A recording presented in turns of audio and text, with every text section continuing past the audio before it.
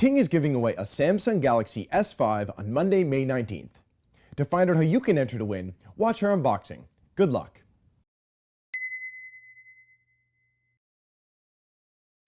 Hello and welcome to Ting's unboxing of the Samsung Galaxy S5. We'll quickly take a look at the cardboard shell. You'll just see some spec and feature info on the back, but I think we should just get into the good stuff.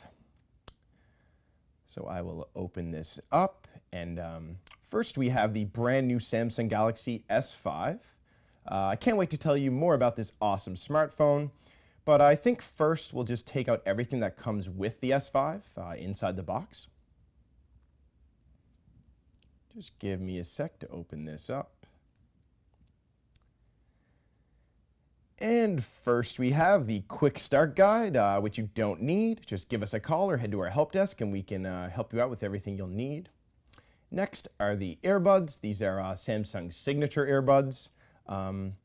There's a volume rocker and a mute button on the cord, which is pretty nifty. And as well, Samsung always likes to give you some different sized earbuds just in case the normal size isn't comfortable in your ears. Next, we have the wall adapter. So this obviously goes alongside the charging cable, which I will also take out. So this is for charging your device or syncing it for music or files or what have you. And next we have the battery. This is actually a 2800 milliamp battery, which will give you 21 hours of talk time, along with 16 hours standby. And that's really, really good for a smartphone of this caliber. And it's great to see the high-end Android devices really starting to get a longer battery life.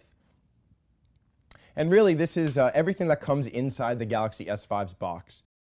So I've just popped in the battery, and I think we're ready to take a look at the Galaxy S5 itself. But first, I think we should compare it with some similar devices. So first up, we have its predecessor, the Galaxy S4. The device is slightly shorter at a 5-inch screen instead of the 5.1-inch screen of the S5. It's also a little bit thicker, the S5 is, than the S4 at 0.32 inches of thickness instead of 0.31. Next, I will grab the Google Nexus 5. The Nexus 5 actually has the same size screen as the Galaxy S4 at 5 inches, so it's just a little bit smaller than the S5. As you can see. And as well, similar side by side, the Nexus 5 is just a bit thicker at 0.34 inches. So next up, we have the HTC One M7, which is the first generation of HTC One, not the brand new device. The HTC One screen is only 4.7 inches, and while it might look closer in size than that, it's just because the device has pretty wide black bezels on the side of the device, along with physical buttons on the bottom. And it's actually significantly thicker at 0.37 inches. And lastly, we have the iPhone 5. So this device obviously looks absolutely tiny in comparison to the S5. The screen size is only 4 inches, but actually in terms of thickness, it's pretty interesting. The iPhone 5 is thinner than the S5 at 0.30 inches. So that's pretty interesting to note.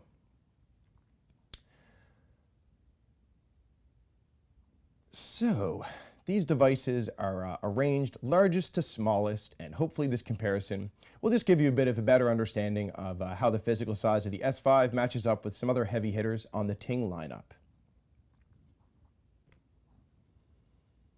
So as the device boots up, you can clearly see that it's powered by Android.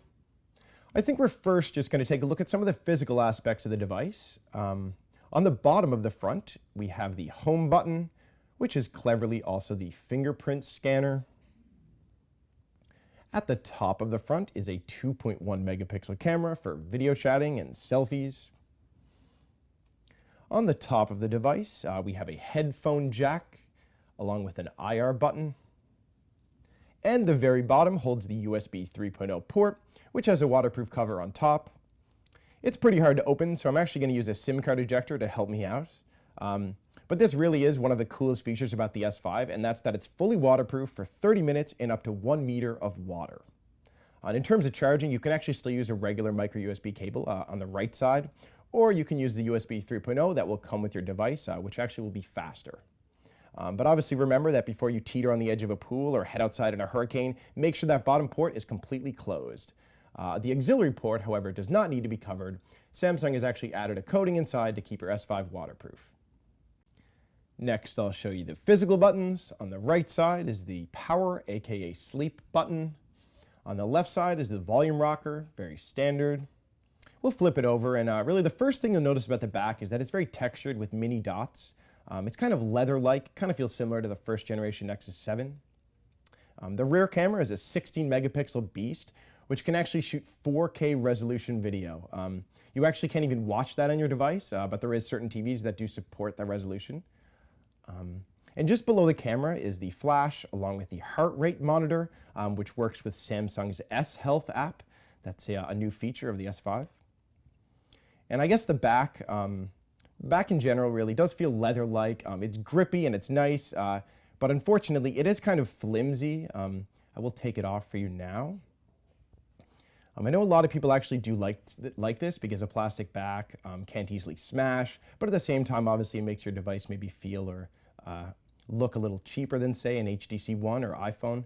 But I know it has its benefits, and a lot of people do like it. And on the back of the device, on the inside, is the battery, and above that, the micro SD card slot, which can fit up to an extra 128 gigabytes of storage. And that's about it.